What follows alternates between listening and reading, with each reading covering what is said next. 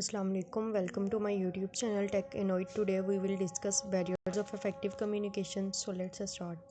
There are many reasons why interpersonal communications may fail. In many communications, the message what is said may not be received exactly the way the sender intend. It's therefore important that the communicator seek feedback to check that their message is clearly understood. The skills of active listening, clarification, and reflection may help, but the skilled communicator also need to be aware of the barriers to effective communication and how to avoid overcome of them. There are many barriers to communication, and these may occur to any stage in the communication process. Barriers may lead to your message becoming distorted, and you therefore risk wasting both time and or money by causing confusion and misunderstanding. Effective communication involves overcoming these barriers and conveying a clear and concise message.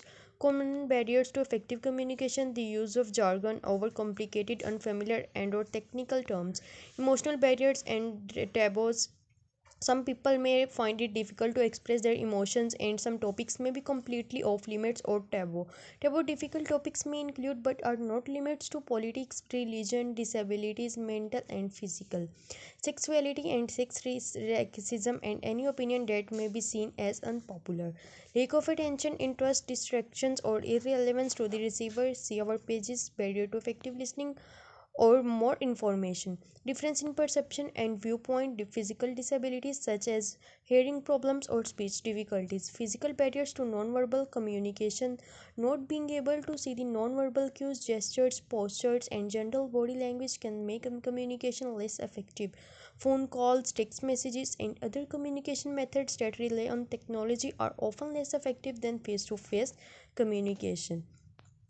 Language difference and the difficulty in understanding unfamiliar accents, expectations and prejudice which may lead to false assumptions or stereotyping. People often hear what they expect to hear rather than what is actually said and jump to incorrect conclusions. Our page, the ladder of inference, explains this in more detail. Culture difference: the norms of social interactions vary greatly in different cultures, as do they may in which emotions are expressed. For example, the concept of personal space varies between cultures and between different social things. See our pages on intellectual awareness for more information. A skilled communicator must be aware of these barriers and try to reduce their impact by continually checking, understanding, and by offering appropriate feedback.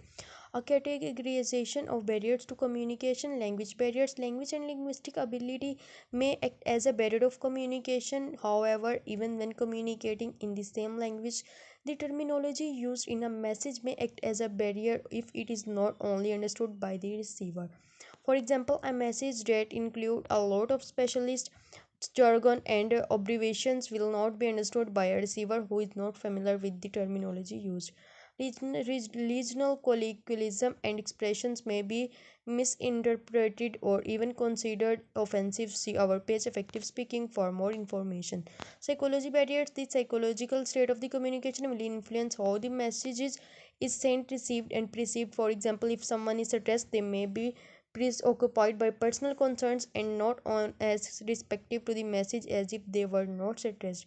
Stress management is an important personal skill that affect our interpersonal relationships. See our page. Symptoms and triggers are avoiding stress for more information. Anger is another example of a psychological barrier to communication. Angry, it is easy to say things what we may later regret, and also to misinterpret what others are saying. See our page. What is anger and anger management? More generally, people with low self-esteem may be less assertive and therefore may not feel comfortable communicating. They may feel shy or embarrassed about saying how they really feel, or read intent or unitent negative subtext in messages they hear. Psychological barriers to communication may result from the receiver's physical state. For example, a receiver with reduced hearing may not fully grasp the content of a spoken conversation, especially if there is significant background noise. Physical barriers: an example of a physical barrier to communication is geographic distance between the sender and receiver. Communication is generally either over short shorter distance as more communication channels are available and less technology is required. The ideal communication is face to face, although modern technology often helps to reduce the impact of psychology barriers.